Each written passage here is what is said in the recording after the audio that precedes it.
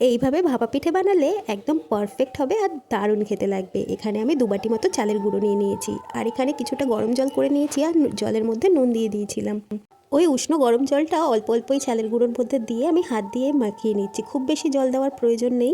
আর আমি একটুখানি গুঁড়ো দুধ আর অল্প একটু গুড় গ্রেট করেও দিয়েছিলাম, তোমরা চাইলে নাও দিতে পারো, দিতেও পারো, এটা অপশনাল। চালটা দেখবে ঝরঝরে থাকবে, কিন্তু হাত দিয়ে মুঠো পাকালে মুঠো পাকিয়ে যাবে, তখনই বুঝতে পারবে চালটা ঠিক আছে। এবার একটু ঢাকা দিয়ে 10 মিনিট মতো রেখে দেবে, তারপরে একটু চেলে নিতে পারো। আমার চালটা ঝরঝরে ছিল, তাই জন্য আমি আর চালিনি। এবার একটা ছোট বাটির মধ্যে আমি অল্প একটু এই চালটা দিয়েছি, তারপর দিয়েছি নারকেল কোড়া আর অল্প একটু গুড়, তারপর আবারও চালটা দিয়ে ঢাকা দিয়ে দিয়েছি।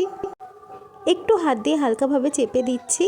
একটা পরিষ্কার কাপড় আমি জল দিয়ে ভালো করে ধুয়ে জলটাকে নিগড়ে নিয়েছি, ওই কাপড়টাই চালের বাটির উপরে দিয়ে আমি এদিকে জল গরম করতে বসিয়ে দিয়েছি, তার উপরে একটা ফুটো ফুটো গামলাও বসিয়ে দিয়েছি, তার উপরে উল্টে দেবো।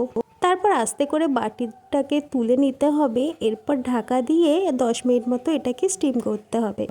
ব্যাস 10 মিনিট স্টিম করে নিলেই কিন্তু আমাদের ভাপা পিঠে একদম রেডি।